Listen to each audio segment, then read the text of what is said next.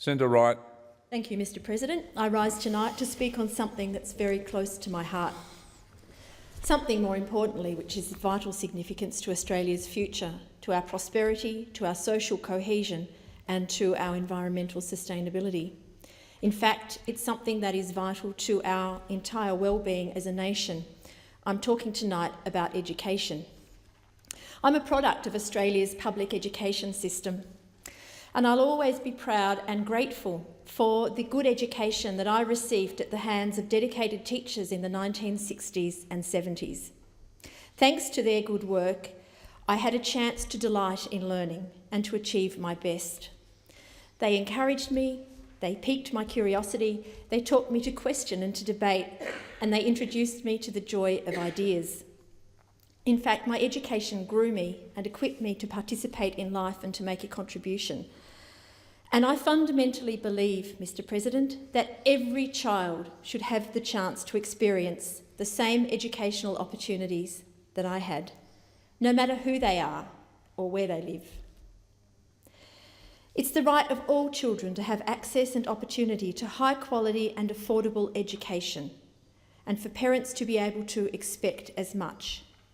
In this, one of the wealthiest countries in the world, this is a right that is unquestionable, and the public system is the only guarantee of this basic right. Because it's only when we have a quality school accessible to every child in every neighbourhood, wherever they live and whatever their circumstances, that we will have a real choice in Australia. Universal quality public education is crucial for a fair and for a thriving society. We're living at a time when the gap between rich and poor in Australia is becoming wider, and we know that people's destinies are often determined now by where they live, by their postcodes. And so it is that now quality education has never been so important. It can be a lifeline to allow all kids to have the opportunity to achieve their full potential and become the best they can be. Universal quality public education can also be a unifying force for a community because it fosters social connection and understanding by bringing together children who may otherwise always move in different orbits. The Gonski review into schools funding has now shone a bright spotlight on the Australian education system and has found a regime that is seriously in need of reform. Australia has had a proud record on education, and for many years we were up there with the best. But over the last decade in particular, our performance has seriously slipped, and student levels of achievement, both at the top end and the bottom end, have declined. In 2000, according to an assessment by PISA, the Program for International Student Assessment, only one country outperformed Australia in reading and scientific literacy, and only two in mathematical literacy. By 2009, 6 countries outperformed us in reading and scientific literacy, and 12 in mathematical literacy. And even more alarming is the evidence of the entrenched inequality and disadvantage in our system, which is becoming increasingly obvious in our public schools. Australian public schools and their committed teachers are doing their best to deliver a good education to their students, and there are many standout schools with wonderful records. But the stark reality is that they are doing so in increasingly strained circumstances, and we must acknowledge this. The Gonski Review has found that there's an increasing performance gap between the top performing students and our bottom performing students, which is far greater than many of our peers in other OECD countries. And it's not just explicable by ability, and that's the tragedy. According to Dr. Ken Boston, a Gonski panel member, there is a staggering, and I say shameful, difference of 5.5 years of schooling between the top 20% and the bottom 20% of students in Australia by the time they reach year 9. The evidence is that this is not about inherent ability, but about opportunity. How can we live with that situation in Australia? It's linked to children's backgrounds and their circumstances.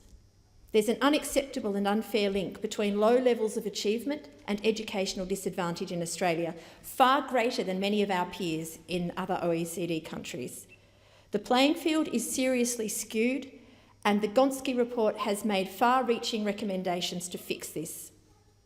The reality is that our public schools educate the lion's share of students with higher needs, and we can't continue with a system where the differences in educational outcomes are determined by differences in socio-economic, geographic or other social determinants. We can fix this. 2/3 of Australia's students attend government schools.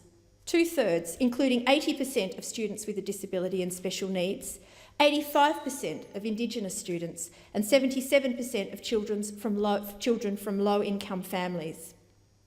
So we must ensure that these schools are adequately resourced and valued and funded to provide the education these children need. As the Gonski Review stated, and it's hard to argue with this, one of the key goals of our education system should be for Australia to aspire to have a schooling system that it's among the best in the world for its quality and equity. Why do we deserve any less? And we must prioritise support for its lowest performing students. Every child should have access to the best possible education regardless of where they live, the income of their family or the school they attend. However, this possibility has been hampered for some time by the continuing underinvestment in Australia's public education system, which has put serious strain on our schools and their teachers and students. There's no doubt that Australia is currently underfunding education, and we can judge a society's values by what we're prepared to pay for. Australia is now currently ranked 24 out of 30 on the OECD scale of public investment in schools. At one of the richest times in our history, in the middle of a mining boom, our governments spend 3% of our GDP on schools. This is below the OECD average of 3.5% and far behind the gold standard of nations like Iceland, Norway and Denmark. And their school performances reflect this reality. It's been estimated that to reach the OECD average, it would take $7 billion of additional investment. If we as a society truly value education, there's no way around it. We must properly fund and resource our public education system.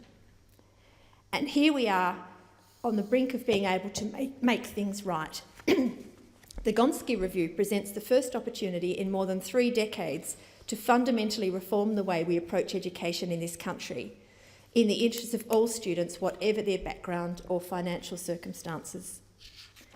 Gonski offers equality of opportunity, not equality of outcomes, because we know that children of different abilities will be able to achieve different things. But we also know that the current results don't reflect inherent abilities, but socio-economic disadvantage and other factors like disability, the language spoken at home, whether children are from an Indigenous background and how far they live from capital cities. The Gonski Review provides a plan that links school funding to need and recommends an investment of $5 billion per year to secure that. We can judge a society's values by what it is prepared to pay for, and we must make a decision that we value education for all our citizens.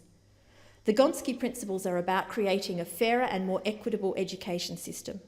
They're about giving every child the opportunity to access a quality education and reach their full potential. It's time to get on with Gonski. It's time to properly fund and value our public schools in Australia so they can do the job we need them to do to the benefit of all of us.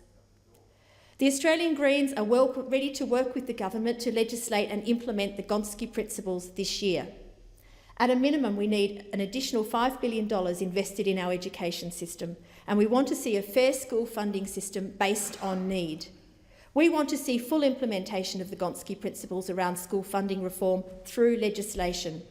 This legislation should be introduced by the end of this year. The Australian public know what we need. There's strong public support for Gonski. Essential media poll showed that the great majority of Australians support the Gonski reforms and more funding for public schools. The Australian Greens care about people and we care about fairness. We want a nation and a society that we're proud to pass on to our children and our grandchildren.